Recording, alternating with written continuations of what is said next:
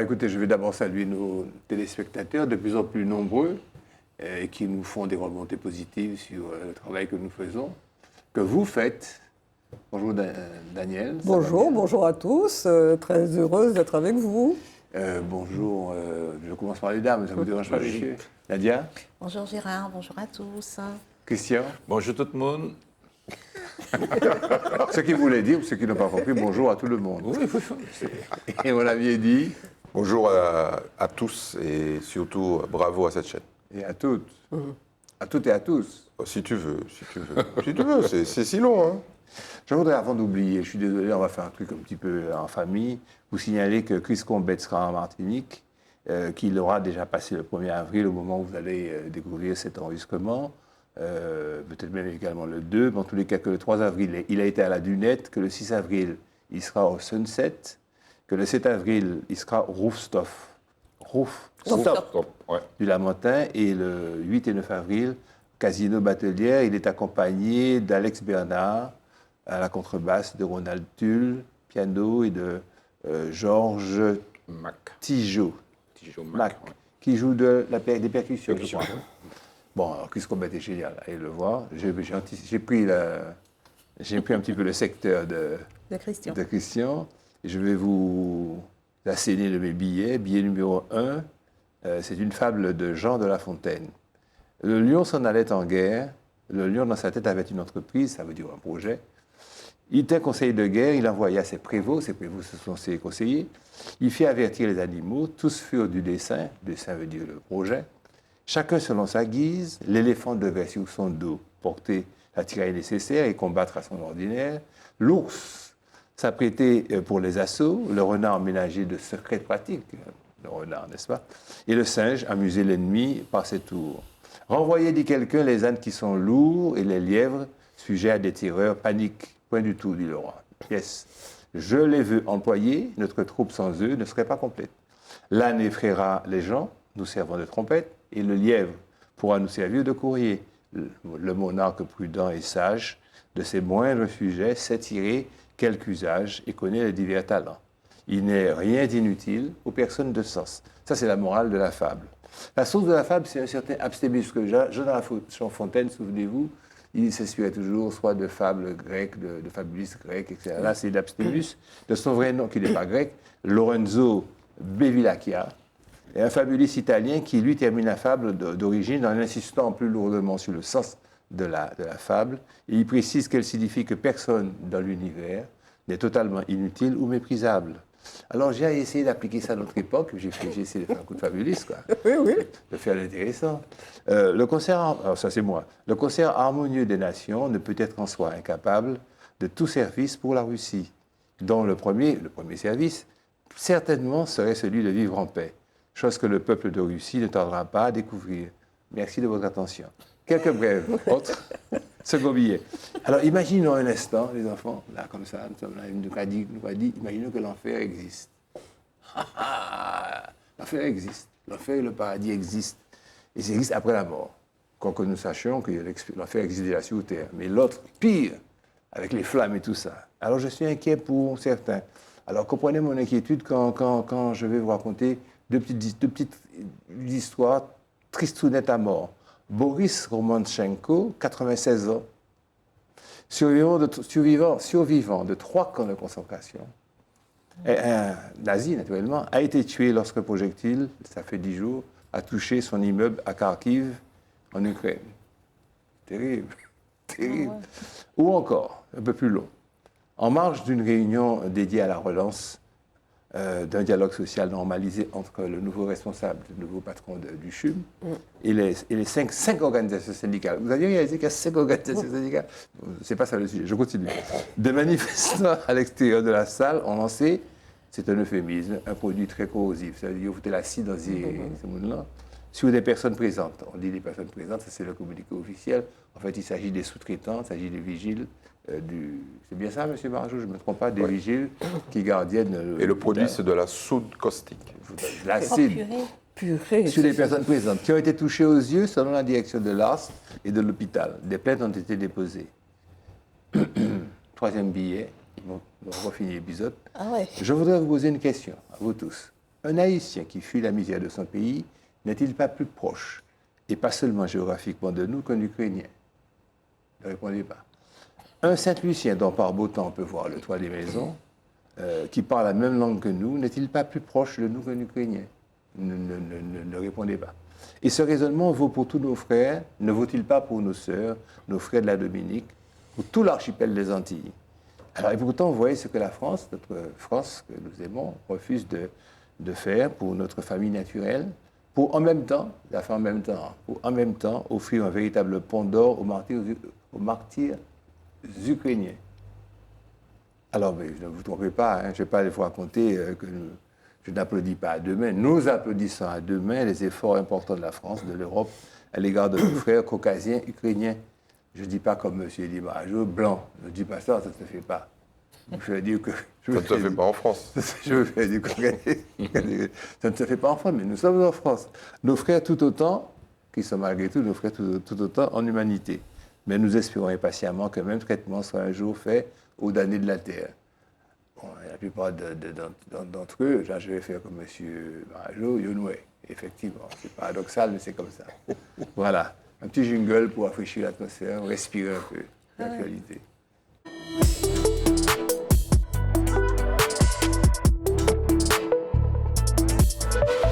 Parce que ça existe et parce que c'est l'actualité, parce que c'est important, nous allons parler des présidentielles par le recours, par l'œil de lynx de Daniel Marceline. Oui. Alors, en fait, il ne s'agit pas du tout d'examiner le programme des candidats pour l'outre-mer. Hein. Moi, je pense que chacun peut aller voir s'il veut. Oui.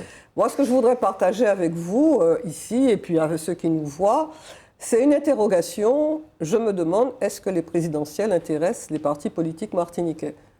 Je n'ai pas du tout l'impression que ce soit un sujet qui les intéresse, au point qu'ils veuillent faire participer leurs adhérents et la population à cette élection, qui a priori est quand même importante, hein, puisque c'est l'élection du président. Pourquoi? Parce que quand on regarde...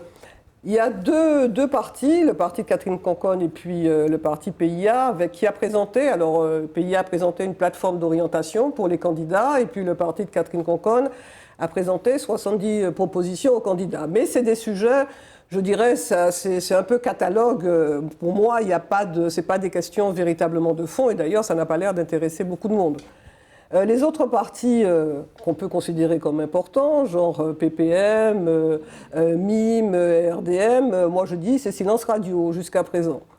Les autres, ils sont plutôt gens tour opérateurs pour pouvoir guider tous les candidats qui viennent en Martinique, donc les emmènent sous le marché par-ci, par-là.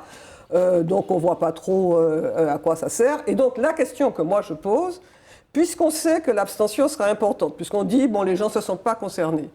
Donc les partis politiques, ils ne risqueraient rien en termes de poids politique à dire ce que vraiment qui serait important. Par exemple, parler de la démocratie, expliquer pourquoi il faut aller voter, puisque dans quelques mois, ils vont aller demander aux gens de voter pour les législatives. Donc pourquoi les gens, on comprend qu'ils ne soient pas intéressés aux présidentielles, et puis on va les motiver pour les législatives. Donc en quoi, dans un pays, l'élection, c'est important? Comment exprimer son opinion, la part des réseaux sociaux dans la fonction publique, la question de la solidarité. Par exemple, ce sont des questions où on aurait aimé que les partis politiques puissent donner leur position. La question aussi du degré de rapprochement avec la France. Est-ce qu'on veut ne rien changer? Est-ce qu'on veut un peu plus de choses? C'est des questions qui auraient pu concerner nos rapports avec la France et nos rapports avec ce qui constitue la vie. Eh bien moi, j'ai pas vu, et je suis au regret de constater que les partis politiques, ils sont plus... En fait, ça les intéresse pas, et parce qu'ils acceptent le statu quo, ils veulent pas le remettre en cause, me semble-t-il. Ils sont plus intéressés par leur petit business qui est quels seront les prochains députés. Donc ils sont déjà en train de préparer les législatives et les présidentielles parce que ça va rien changer et que ça les intéresse, que rien ne change. Et ça me désole un petit peu. Et c'est le contraire de la Guyane, hein, qui est actuellement en congrès, me semble-t-il, pour l'évolution statutaire. Quelqu'un a-t-il quelque chose à dire à propos de précisément les élections présidentielles et le désintérêt des Martiniquais, qui est proche de celui des intérêts des peuples des Français eux-mêmes? Mais je vous répète que nous sommes Français. Oui, simplement, je pense que c'est purement conjoncturel.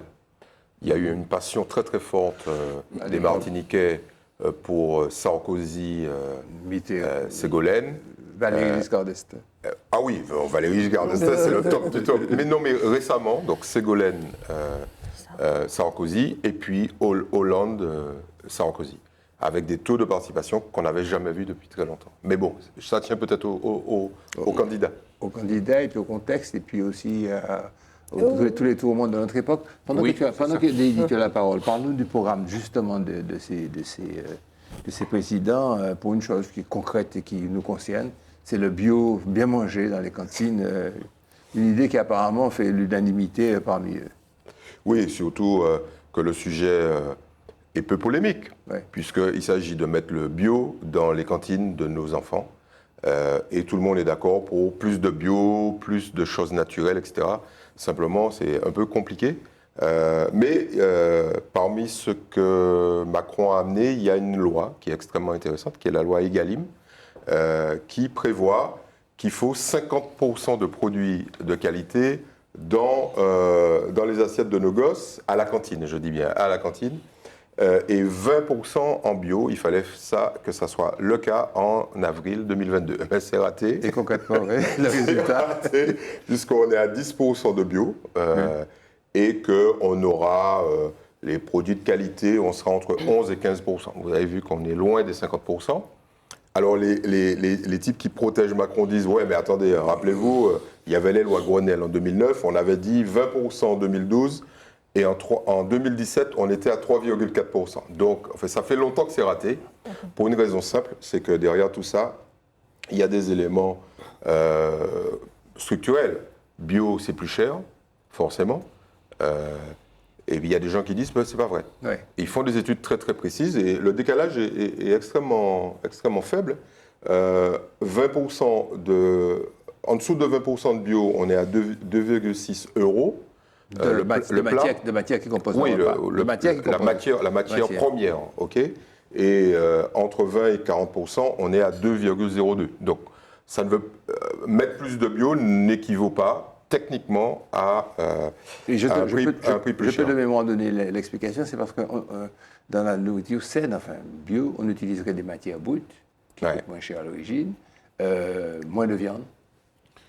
Et puis il y a surtout l'intervention d'éléments d'intermédiaires, notamment sur l'emballage, sur le transport, sur les engrais, etc., qui ferait que le prix... On pourrait manger, voilà. Tout à fait. Mais bon, moi prenant un peu de recul par rapport à tout ça, je dirais que en réalité, derrière tout ça, il y a une question de fric. Parce que si on introduit du bio dans les cantines, on introduit des éléments majeurs de financement dans un marché qui est colossal. Parce qu'on n'a pas l'impression que les cantines s'apaisent. Mais dites-vous que c'est tous les jours, du lundi au vendredi, et on est dans un rapport de coûts extrêmement élevé. Donc, baisser les marges, parce qu'il s'agit de ça. À prix égal, que tu vendes moins cher, forcément, tu consacres quelque part. Sauf à tricher. Et en grattant un peu dans la littérature liée aux cantines, on s'aperçoit que c'est là aussi un lieu extrêmement sensible aux tentations et dérives liées à la corruption et à la tricherie. Vous vous souvenez du combat titanesque qu'il y a eu entre les deux prestataires, je ne dirais pas leur nom, importants de la Martinique. Dans le sud. Dans le sud. C'était colossal avec des procès. Et puis, oui. Et on a vu que les sommes en jeu étaient, pour un petit pays comme la Martinique, les sommes étaient incroyables. Alors, il y a un autre élément, allons faire un peu local, il y a un autre élément qui est majeur, c'est qu'une part très importante des repas sont payés en liquide. Tu as souvent dit ça. Mais oui, c'est vrai. C'est 45%. Alors, je vous donne un exemple. Il y a un des opérateurs qui a dit, bon, pourquoi on ne me soupçonne pas de triche? Je vais donner les paiements en liquide à la Poste. D'accord? Et cet opérateur, donc, ne pouvait pas être soupçonné de détourner l'argent liquide. Le nouvel opérateur qui a pris la suite, dans le Sud, a dit non, ça finit ça. Je reprends mon liquide. Je ne ferai pas de commentaire. Ouais. Bon, on est passé maintenant... On est sorti des présidentielles, on est passé à l'alimentation, 2 jours des présidentielles. On va élargir le débat avec Nadia, on va essayer de parler un petit peu du climat. Quel joli sujet. Du changement climatique, une menace pour le bien-être de l'humanité. Et on est vraiment santé, alimentation maintenant, menace pour la santé. Le changement climatique dû aux activités humaines provoque des perturbations dangereuses et généralisées dans la nature et affecte la vie de milliards de personnes dans le monde, malgré les efforts déployés pour réduire les risques. Il est demandé expressément à M. Bouton d'intervenir parce que je ne savais pas s'il participerait à l'émission et je lui ai laissé ce grand chapitre musique et tout. Donc, entre-temps, qu'il soit attentif et qu'il intervienne. Allez, le maître d'école vous passe la parole. J'ai du mal à comprendre. Ça va venir. On parle climat, on parle encore climat et on parle toujours climat, c'est une nécessité. Et le pitch que tu as lancé, c'est bien de dire que c'est de plus en plus actuel. La situation actuelle nous impose de véritablement se pencher sur la question du climat. Alors, pourquoi est-ce qu'on en parle et qu'on en fait un sujet qui n'aboutit pas finalement? C'est bien parce que c'est une affaire de longue haleine, avec plusieurs opérateurs en présence. Faut retourner 50 ans en arrière, très belle année, 1972. Non, continue. Excellente année. Excellente année, c'est un cru incroyable. 1972, pourquoi? Pour la conférence de Stockholm. C'est la première fois que les Nations Unies organisent une conférence sur l'environnement.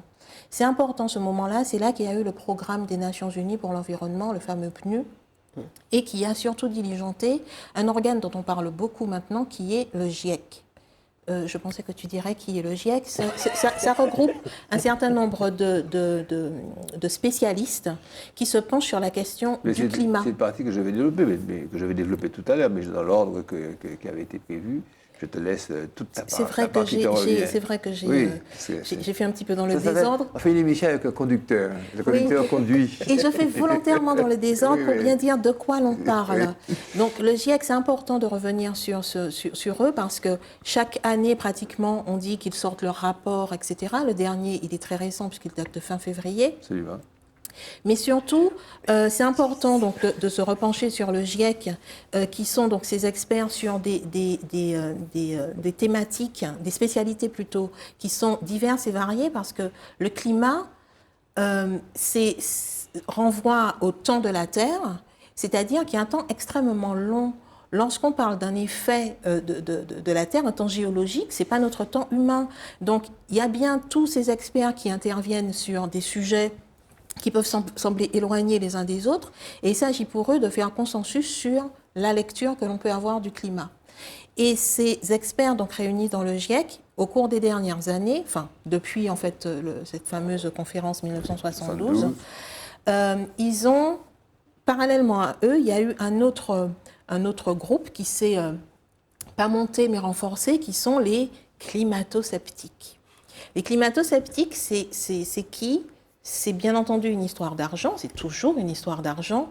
C'est qu'ils ont très rapidement constaté, je parle donc des climato-sceptiques, c'est tout un groupe de personnes, ce n'est pas des méchants de l'histoire, qui ont bien compris qu'il y avait rapidement à faire un parallèle entre le monde de fonctionnement économique tel qu'il est connu et des enjeux économiques de production.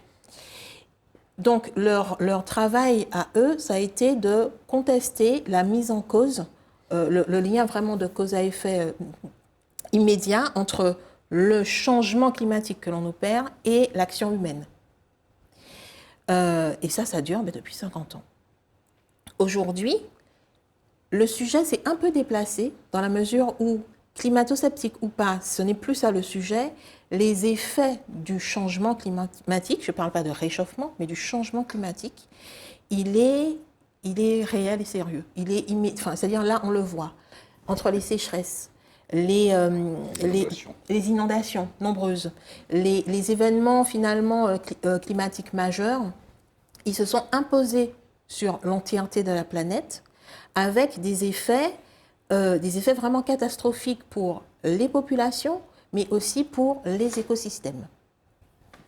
À toi. Moi, je vais rajouter que les climato-sceptiques sont très, très, très subtils dans leur scepticisme. Dans un premier temps, quand les effets du changement du climat n'étaient pas perceptibles, ils ont contesté totalement tout changement de climat possible. Après, quand il y a eu effectivement un changement de climat, ils ont contesté que ce soit l'intervention humaine qui puisse être possible. Ils ont invoqué l'intervention peut-être du dérèglement, le soleil. Ensuite, dans un troisième temps, quand ça a existé réellement, que c'était indubitable et que les carottes étaient presque cuites, ils ont dit comme nous, mais rassurez-vous, la science va permettre de résoudre tous ces problèmes. Mais simplement que maintenant, vous avez vu qu'aucune science ne peut empêcher ces phénomènes décrits par Nadia, ces phénomènes, ces aléas climatiques qui sont terribles, quoi, ces changements ces inondations, etc., etc. Vous le savez, vous le vivez tous les jours. En tous les cas, allumez n'importe quelle télévision à n'importe quelle heure, il y aura un raz-de-marée, il y aura un tsunami, il y aura un débordement, il y aura une catastrophe. Alors, je voudrais... Oui, vas-y. Je voulais juste, c'était une petite parenthèse, anecdote. Tu as parlé en début d'émission de l'enfer existe, mais est-ce que tu connais la porte de l'enfer? Tu vas me la décrire. Ah ouais, non, la porte de l'enfer, ça désigne très exactement... au Kazakhstan, à l'époque, donc les Russes prospectent, c'était en 1970, me semble-t-il, donc il y a plus de 50 ans, prospectaient donc à la recherche d'hydrocarbures, etc. Et dans cet endroit, ils sont tombés sur une poche de gaz, rien de nouveau, hein. Et comme d'habitude, on résout le problème en mettant le feu, en se disant que le feu donc va consumer la poche de gaz. Le fait est que le feu en question, il brûle depuis 50 ans. Voilà. L'endroit est appelé la porte de l'enfer. Très bien, on me signale dans l'oreillette que nous devons passer au chapitre société. Voilà.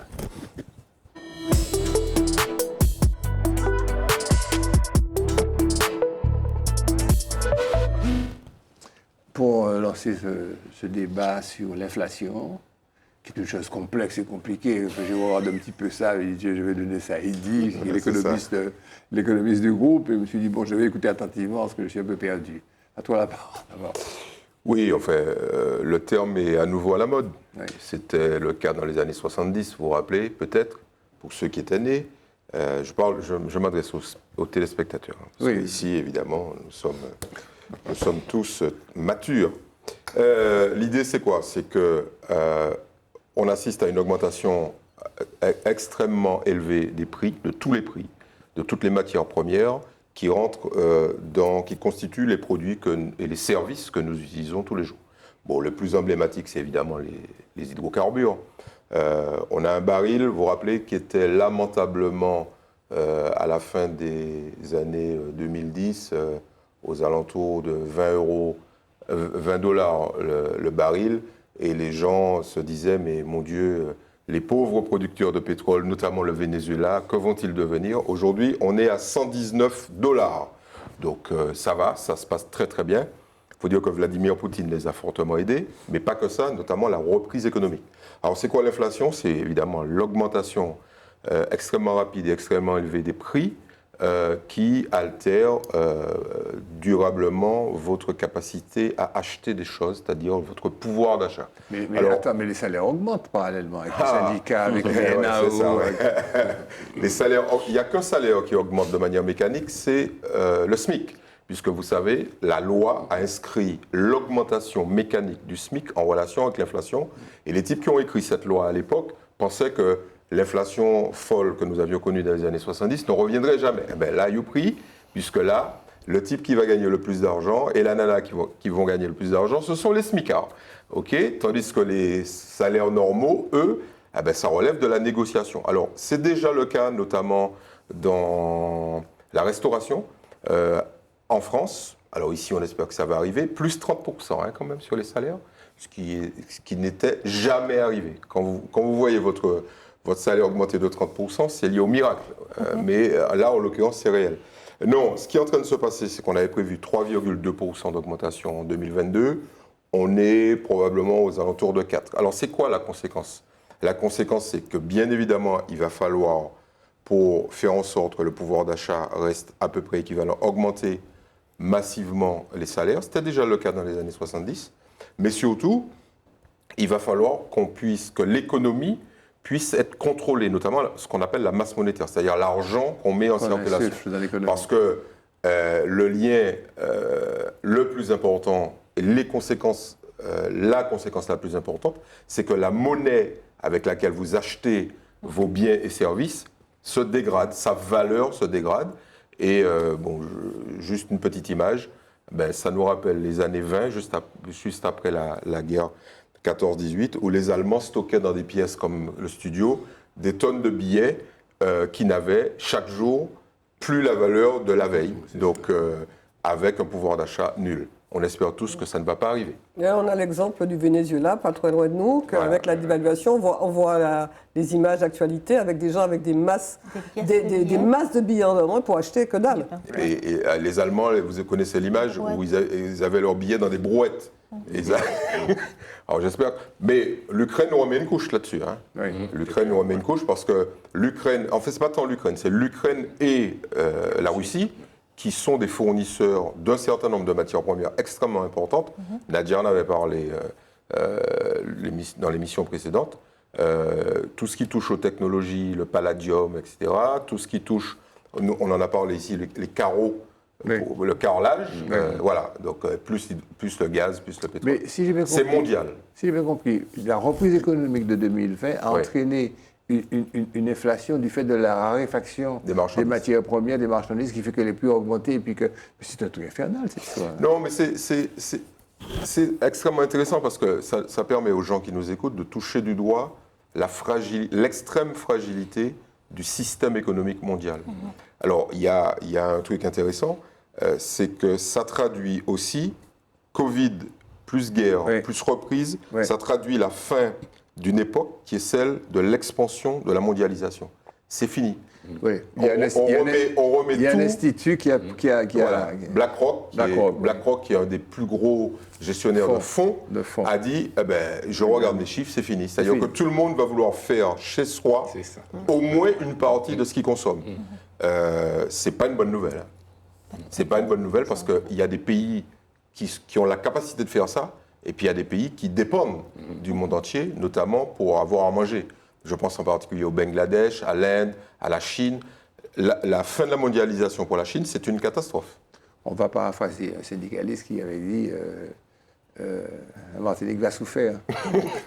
Très fortement. Deuxième sujet, enjeu démographique des départements et régions d'outre-mer. Pourquoi j'ai voulu qu'on parle de ça? C'est difficile, il y a des chiffres, il y a des courbes, tout ça, mais c'est très facile de dire de nerfs graves, la population vieillit, la jeunesse ne revient pas, la jeunesse part. Très facile de dire ça sans qu'on apprenne réellement les réalités.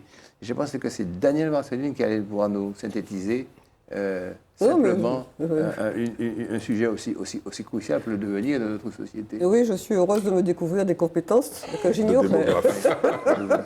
Bon, donc plus sérieusement, et quand on parle effectivement de départements et régions, c'est-à-dire la Réunion, Guadeloupe, Martinique, Guyane, Mayotte, c'est cela qu'on va dire. Tu peux t'appuyer, tu peux plus appuyer sur la Martinique que les autres. Hein, oui. Non, globalement, pour dire quand même. Il faut quand même comparer, oui. Voilà. Juste pour dire. La Réunion, c'est le plus peuplé dans l'ordre décroissant. Oui. La Réunion, la Guadeloupe, la Martinique, la Guyane et Mayotte.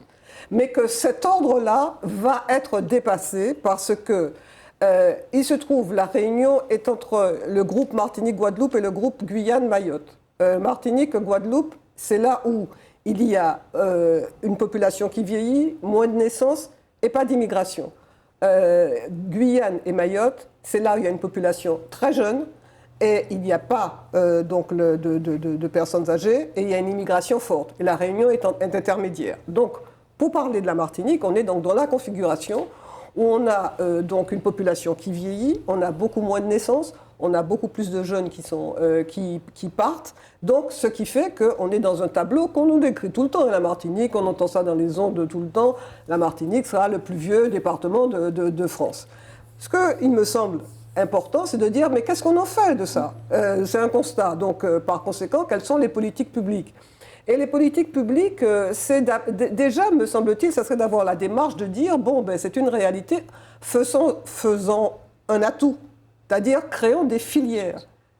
Et parce qu'il y a une multitude de filières qui peuvent être créées, qui sont la filière d'aide à la personne, la filière santé, la filière d'équipement des établissements pour recueillir, la filière de tourisme de seniors pour faire venir des gens, parce qu'il y a des gens qui adoreraient des gens âgés et même qui sont en autonomie diminuée pour pouvoir aller faire de l'aquagym, pour pouvoir se marcher.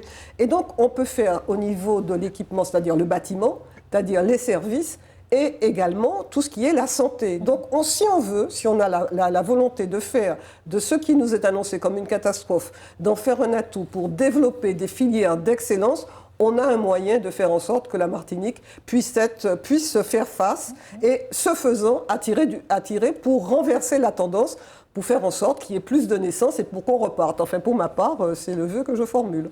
Il y a là, je vais vous passer vraiment la parole. Mais il y a des phénomènes qui sont induits, comme par exemple les capacités que ce pays aura bientôt de voir ses plus jeunes supporter les plus anciens. Parce que vous aurez 200 vieux pour 100 jeunes. Le rapport, tu ne peux pas avoir 200 vieux dont tu t'occupes et que tu prends en charge réellement.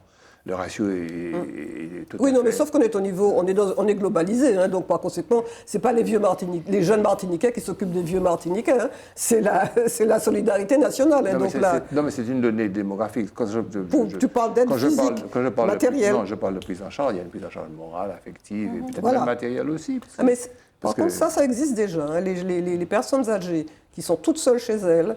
Ça, c'est un vrai problème. D'où le fait de développer des filières d'aide à domicile. Ça veut dire que tu as une formation et tu as une rémunération à côté qui permet... Non, mais ça n'enlève pas ce que tu dis. Mais j'ajoutais qu'il y a d'autres phénomènes sociologiques. Quand, en moyenne, en métropole, tu as 103 contre 86. Donc, 86 jeunes s'occupent de 103 vieux. En Martinique, tu as le ratio en 2030 pour être de 2030. On y arrive. À 167. Ça veut dire que 100 jeunes auront à s'occuper de 167 personnes.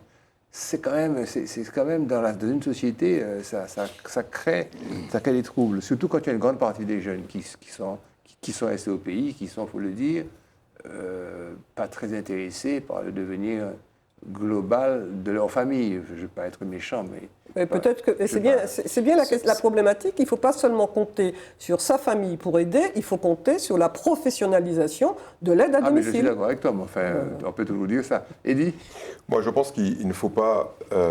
tout ça est vrai, mais il ne faut pas oublier quelque chose qui est fondamental, c'est que nous avons affaire à une immigration régulière, structurée, importante, dont les effets sont à prendre en compte dans cette analyse-là.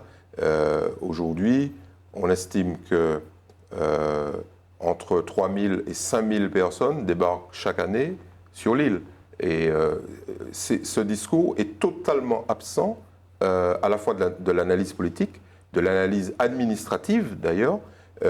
Et on sait très bien qu'un pays qui perd 30 000 habitants, soi-disant, sur 10 ans, ne peut pas présenter des ratios d'équipement, de consommation, de chiffre d'affaires aussi élevés. Il y a une vraie question. Il y a une vraie question.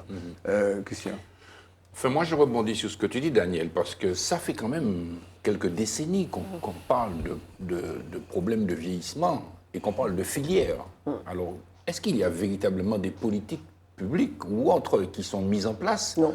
Des prospectives? Parce que, encore une fois, à quoi ça sert d'en parler s'il n'y a pas effectivement des incitations d'investissement, dans des EHPAD, comme tu dis, du tourisme aussi. À quoi ça sert d'en parler si effectivement le pouvoir pour agiter, pour dire qu'il y a ça qu'on peut faire. Je crois qu'il ne faut pas. C'est pas une question. Nadia, as-tu quelque chose sur ça? Les vieux t'intéressent? Non, mais à l'évidence, oui. Non, c'est ça. Vilaine que je suis. T'es sérieux? Non, attends, non. Très sérieusement, tu dis 100 jeunes qui supportent 200 vieux. Je me dis effectivement... 100 jeunes qui supportent 200 oui, vieux. je me dis objectivement, c'est vrai que c'est... Au-delà du fait, c'est prendre de la hauteur sur ça.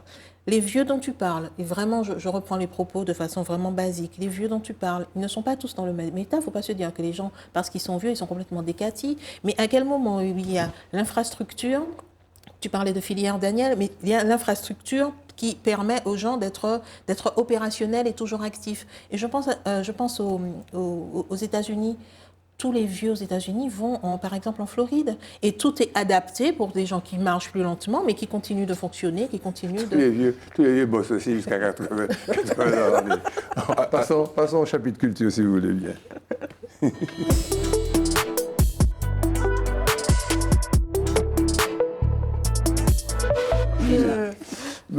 Un sujet qui tient à cœur, Daniel, c'est la sélection de la maison Schwarzbart, l'écrivaine, par la mission patrimoine, en d'autres mots, le loto du patrimoine. Le loto du patrimoine. Alors, je ne dirais pas l'écrivaine, mais des écrivains, parce que la maison qui s'appelle La Souvenance à Goyave, c'est la maison Simone et André Schwarzbart. Absolument. Parce que non seulement ils y ont vécu, mais ils y ont écrit. Et donc, c'est une maison qui est remarquable, d'une part, par son architecture, par son mobilier, par le fait qu'il y ait une collection d'objets, qu'il y ait une collection de tableaux, qu'il y ait une grande bibliothèque, mais il y a également toute une partie avec les carnets, les notes manuscrites d'André et de Simone. Et Simone Schwarzbart a créé une association qui est devenue un centre caribéen, le centre André et Simone Schwarzbart, parce que ce lieu, La Souvenance, c'est un lieu où il y a des concerts, où il y a des colloques, où il y a des expositions. Et donc, cette maison avait besoin, parce que c'est une maison, je dirais, caractéristique locale. On a des images que tu oui, vois. Et donc, elle a besoin d'entretien, parce que c'est une maison en bois, donc elle a besoin de gros travaux. Et le loto du patrimoine, qui depuis quelques années sélectionne de par... toute la France, tous les territoires des maisons a aidé. Ça a été le cas de la maison Aimé Césaire, ça a été le cas de l'église de Balata. Cette année, c'est le cinéma Atlas aux Anses d'Arlet qui a été retenu. Donc, moi, il m'a paru important de signaler à la fois, parce que quand il y a une contribution comme celle-là, on parle du lieu. Et parler du lieu, c'est parler de ce qui a été fait. On n'a pas attendu d'avoir la subvention pour faire ça. Et pour parler de deux auteurs qui sont des auteurs majeurs. Et notamment, on sait qu'ils ont fait la série La Mulâtresse Solitude, André et Simone, conjointement. Et André a écrit La Mulâtresse Solitude. Et c'est l'occasion aussi de faire un clin d'œil pour annoncer que la Fondation pour la mémoire de l'esclavage, en collaboration avec la Poste, vient de sortir un timbre à l'effigie de La Mulâtresse Solitude. Donc, par conséquent, moi, je pense que c'est un endroit où nous devrons aller prochainement pour un concert peut-être avec Schwarzbart. Les fonds de l'auto, c'est quand même 1 demi-million d'euros, c'est pas négligeable. Ben Ça aide. C'est une bonne avance. Oui, absolument. On passe au cinéma. Ah oui. Au cinéma.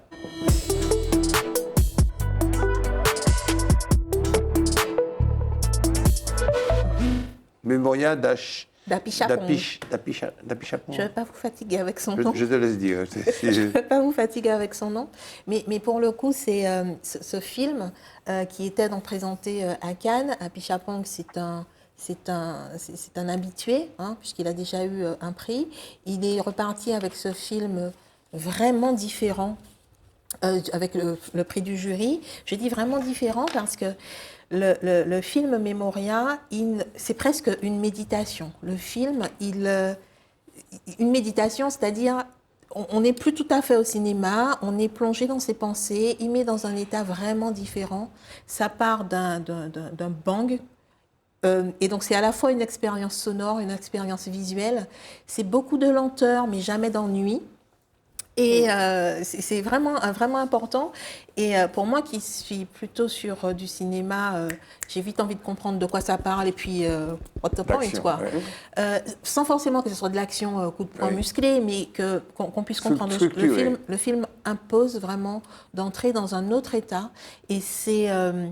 J'ai été ravie, j'ai été ravie de ce film et il se trouve qu'il passe en Martinique et ça, voilà, merci Tropicatrium. Là ils en reviennent pas que je dise ça, mais et là pour le coup je sais pas, je crois qu'on a la bande-annonce. Non. Es un sonido.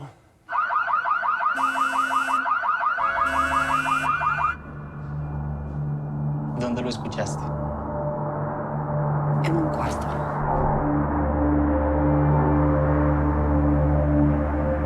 It's like a rumble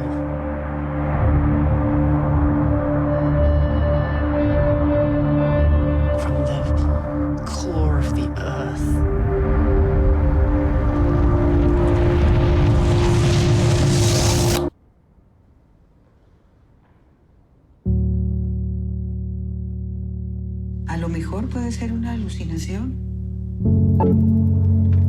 This is probably 6,000 years old. Oh. They drilled into her head to release bad spirits.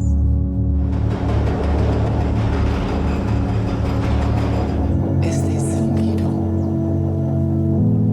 Sigo escuchándolo. También es tuyo.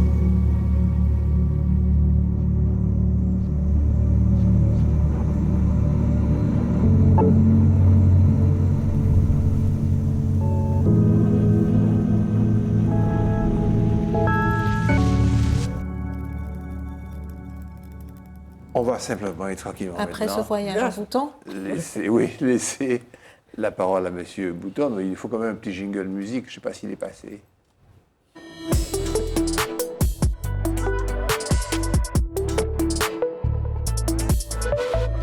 Je voudrais que Christian nous parle longuement de l'album de Maher Bora. Ah, longuement, peut-être pas, mais en fait, c'est vrai qu'il faut saluer la progression, si je puis dire, et l'itinéraire de ce jeune pianiste qui a un talent extraordinaire et qui a participé bien évidemment à notre projet Begin Jazz Collective, mais aussi avec le Tropicatrium. Il y a un projet qui s'appelle Ensula, qui fait l'objet d'une production discographique. Alors, Maher a fait... Alors, Ensula, c'est quoi? C'est la rencontre de Maher et d'un musicien algérien. Donc, je vais vous donner le nom. Il s'appelle Reda Benabdallah. Alors, ils se sont rencontrés quand ils faisaient leurs études. On a la vidéo, si tu veux bien. Et c'était... On a la vidéo. On peut passer à la vidéo. Je ne peux pas parler. Tu vas parler après. tu vas parler après. Et on a la vidéo. Alors, on passe la vidéo.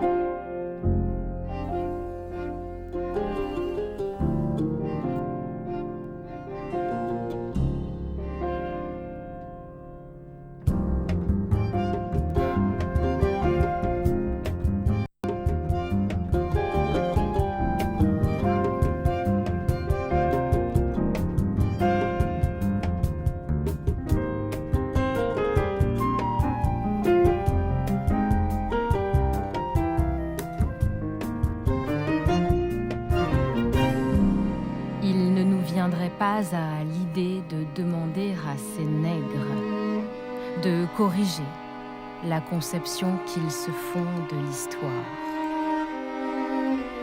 D'ailleurs, nous sommes persuadés que, sans le savoir, ils entrent dans nos vues, habitués qu'ils sont à parler et à penser en termes de présent. La découverte de l'existence d'une civilisation nègre au XVe siècle ne me décerne pas un brevet d'humanité. Qu'on le veuille ou non, le passé ne peut en aucune façon me guider dans l'actualité. Le noir, à certains moments, est enfermé dans son corps.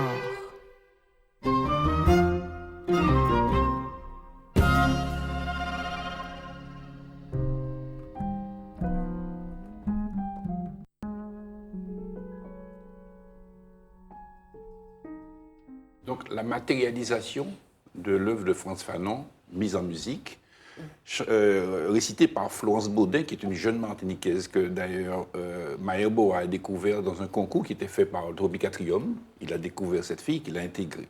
J'aimerais vous dire aussi qu'à la contrebasse, il y a une Martiniquaise qui s'appelle Mylène Saint-Aimé.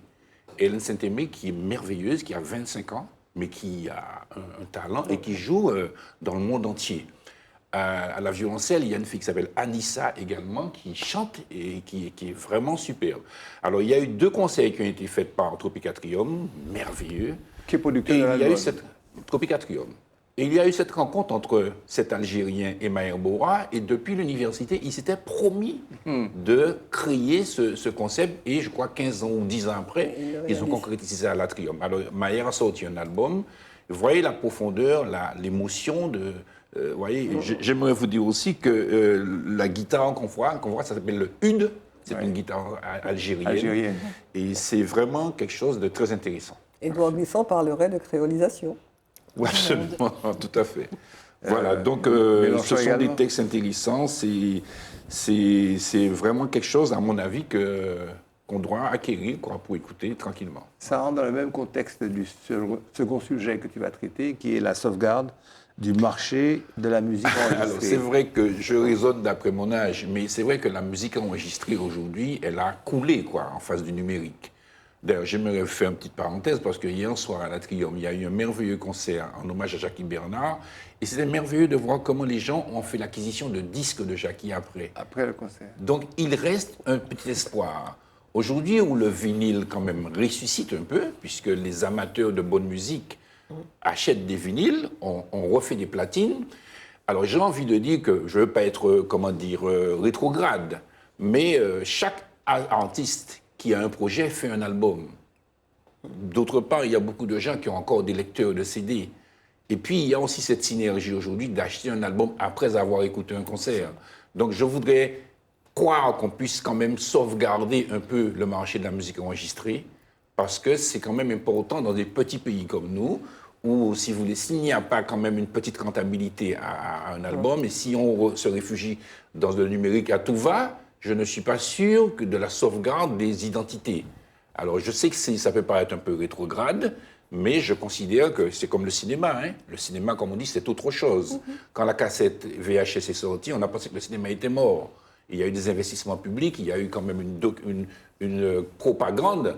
On a aussi refait les salles, on a agrandi les écrans, vous voyez. Pour changer, faire évoluer l'expérience. Souvent, je dis la symbolique du corps de pistache. Il ne faut pas qu'on ait pistache à disparaître. Donc, c'est un peu comme ça aussi.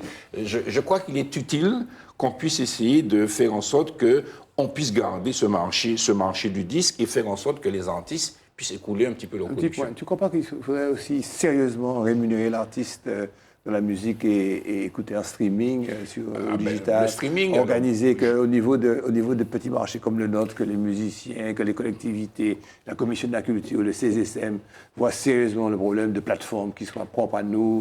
Je ne sais pas, parce que les plateformes, ça nous dépasse. Vous savez qu'on a géré Spotify, par exemple, on a demandé Spotify, mais Spotify, pour information, c'est 10 millions de vues vous rapporte 1 000 €.